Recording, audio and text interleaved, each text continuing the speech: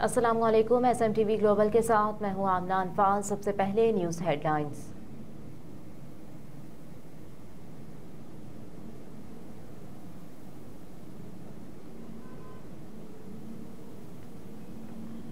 PTI intra party इंतखाबात का तहरीरी फैसला जारी। इलेक्शन कमीशन ने PTI इंट्रा पार्टी इंतखाबात का 12 सफ़ात का तहरीरी फैसला जारी किया।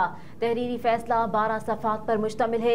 इलेक्शन कमीशन ने PTI के पार्टी आइन 2017 के मुताबिक तमाम पार्टी अहदेदारान 4 साल के लिए मुंतखब होंगे।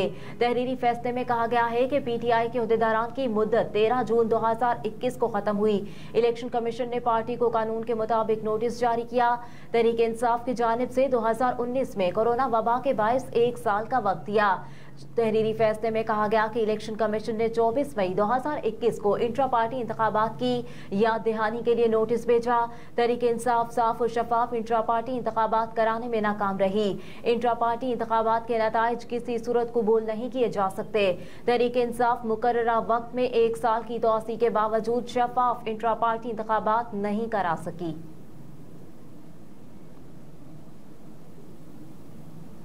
इमरान खान की 3, शाह महमूद कुरैशी की 2 मुकदमात में जमानत की दरखास्तों पर समाअत मुलतवी। इंसदाद दहशतगर्दी अदालत ने चेयरमैन तहरीक इंसाफ इमरान खान की 3 और शाह महमूद कुरैशी की 2 मुकदमात में जमानत की दरखास्तों में तफ्तीशी अफसर की अदम दस्तयाबी के बायस समाअत 28 नवंबर तक मुलतवी कर दी। जज अबुल असनाद जुल्करनैन की अदालत में समाअत के दौरान तहरीक इंसाफ वकला अली बुखारी और अली बुखारी के अलावा दीगर पेश हुए। प्रोसिक्यूटर की जानिब से दलाइल के लिए मोहलत देने की इस्तदा की गई। खालिद यूसुफ चौधरी एडवोकेट ने कहा कि गुज़िश्ता समाअत पर अदालत ने ऑर्डर जारी किया था। स्टेट आज दलाइल देगी। प्रोसिक्यूटर ने कहा कि मुझे तो पता ही नहीं था केसेस की समाअत जेल में हो रही है। 8 माह तक तो इनकी वजह से तारीख पड़ती रही है।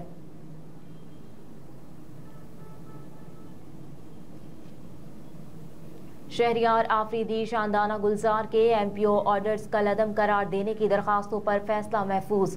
इस्लामाबाद हाई कोर्ट के जस्टिस बाबर सत्तार ने दरखास्तों पर समाअत की, जिस दौरान डिप्टी कमिश्नर इस्लामाबाद के MPO ऑर्डर जारी करने के अख्तियार पर भी दलाइल मुकम्मल किए गए। दरखास्त गुजार के वकील शेर अफजल मरवत पेश न हुए, जिस पर उन्हें तहरीरी दलाइल जमा कराने की हिदायत की गई। डिप्टी कमिश्नर इस्लामाबाद के इख्तियारात से मुतालिक अदालत ने 2 अदालती मुआवनीन मुकर्रर किए थे। दोनों अदालती मुआवनीन बैरिस्टर सलाउद्दीन और वकार राना अदालत में दलाइल दे चुके।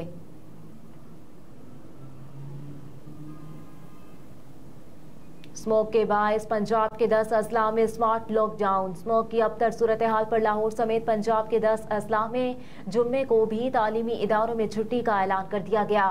निगरान वज़ीर आला पंजाब मोहसिन नकवी की ज़ेर सदारत काबीना कमेटी बराए इंसदाद स्मोक का अहम इजलास हुआ, जिसमें सॉफ्ट स्मोक लॉकडाउन लगाने का जायजा लिया गया। महकमों की जानिब से रवा हफ्ते जुमे को तमाम स्कूल्स, कॉलेजेस और यूनिवर्सिटीज बंद करने की तजवीज़ दी गई, जिस पर पूरी काबीना ने इस पर इत्तेफाक किया। स्मोक की अबतर सूरत हाल पर लाहौर समेत पंजाब के 10 अजला में जुम्मा हफ्ते को स्कूल्स, कॉलेजेस बंद रहेंगे। निगरान वज़ीर आला पंजाब ने कहा कि जुम्मे और हफ्ते के रोज मार्केटें 3 बजे खुलेंगी। इतवार को हर तरह का कारोबार बंद रहेगा। लाहौर, गुजरांवाला, फैसलाबाद, मुल्तान, साहिवाल और सरगोदा डिवीजन में स्कूल्स बंद होंगे।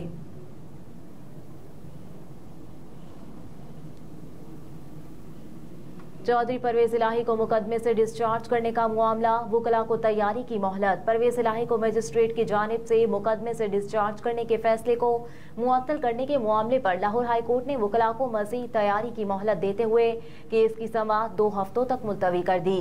परवेज इलाही के सिंगल बेंच के फैसले के खिलाफ दायर इंट्रा कोर्ट अपील पर समाअत जस्टिस शहराम सरवर चौधरी की सरबराही में 2 रुकनी बेंच ने की।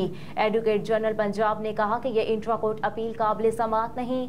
खालिद इसाक ने कहा कि हाई कोर्ट के सिंगल बेंच के फैसले के खिलाफ सुप्रीम कोर्ट जाया जा सकता है। सुप्रीम कोर्ट के फैसले ही यही बताते हैं ये एक इंतजामी ऑर्डर था। औरंगी टाउन डकैती में मुलव्विस DSP मुअत्तल, तनख्वाह अलाउंसेस मिलते रहेंगे।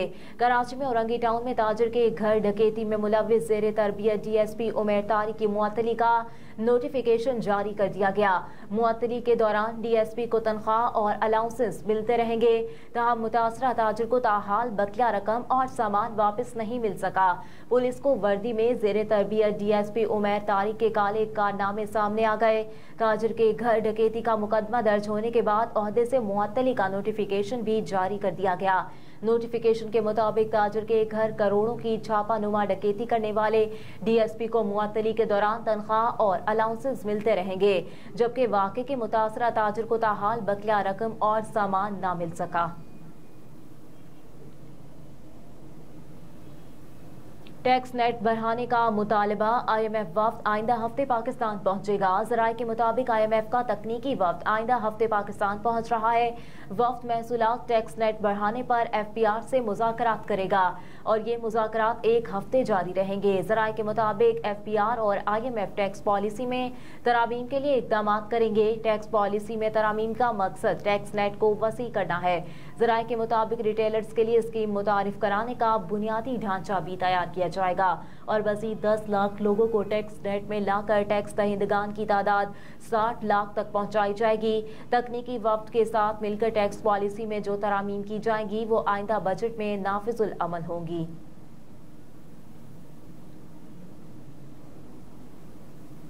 सोने की फी तोला कीमत में 650 रुपए की कमी। सराफा बाजार एसोसिएशन की जानिब से जारी करदा बयान के मुताबिक सोने की फी तोला कीमत में 650 रुपए की कमी कर दी गई। सोना 2,15,850 रुपए फी तोला हो गया। 10 ग्राम सोने की कीमत में 557 रुपए की कमी कर दी गई। 10 ग्राम सोना 1,85,057 रुपए पर पहुंच गया। आलमी मार्केट में सोना $6 की कमी से $2,016 फी औंस का हो गया। चांदी की फी तोला कीमत 2,550 रुपए पर मुस्तहकम रही।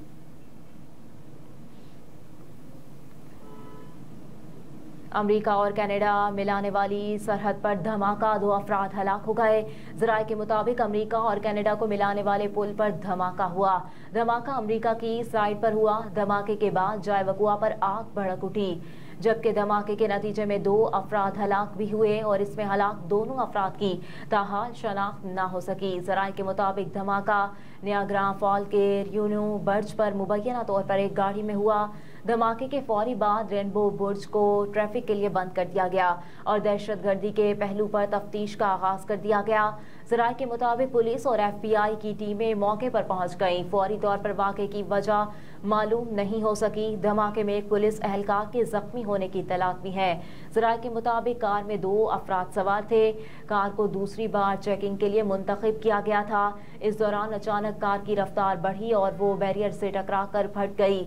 अमेरिका और कनाडा को मिलाने वाली 4 गुजरगाहें बंद कर दी गईं।